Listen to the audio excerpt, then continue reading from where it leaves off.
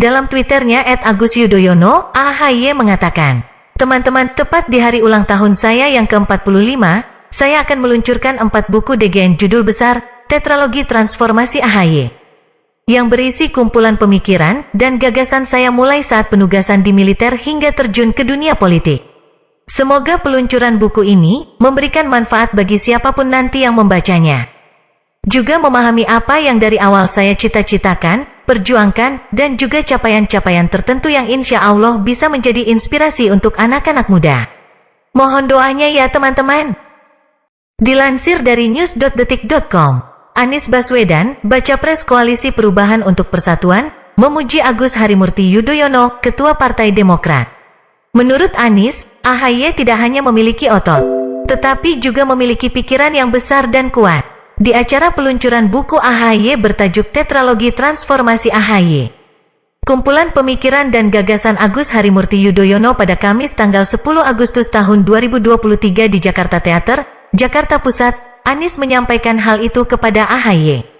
Oleh karena itu, Anies membahas kesan pertamanya terhadap AHY.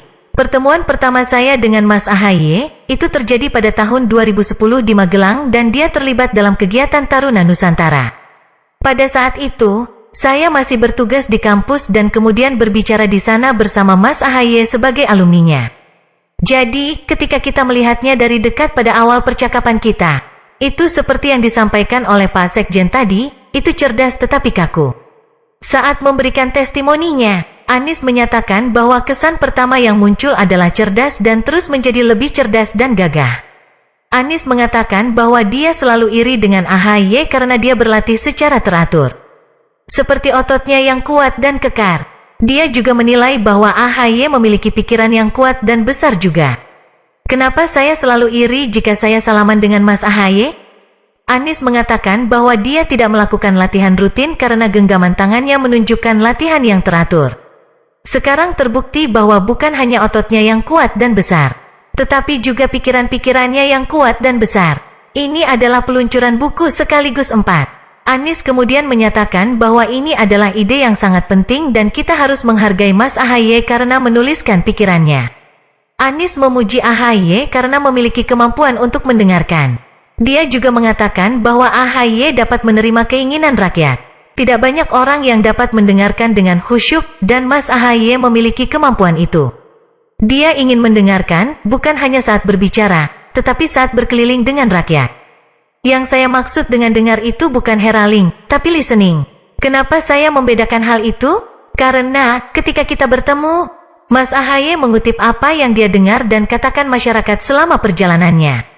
Anies mengatakan dia sempat khawatir tentang peluncuran buku AHY, tetapi dia mengakui bahwa kekhawatiran itu salah. Anies menyatakan bahwa AHY menulis ide untuk masa depan. "Beberapa waktu lalu, Mas, sudah agak panjang, saya menulis bahwa anak muda menulis pikiran gagasan untuk masa depan.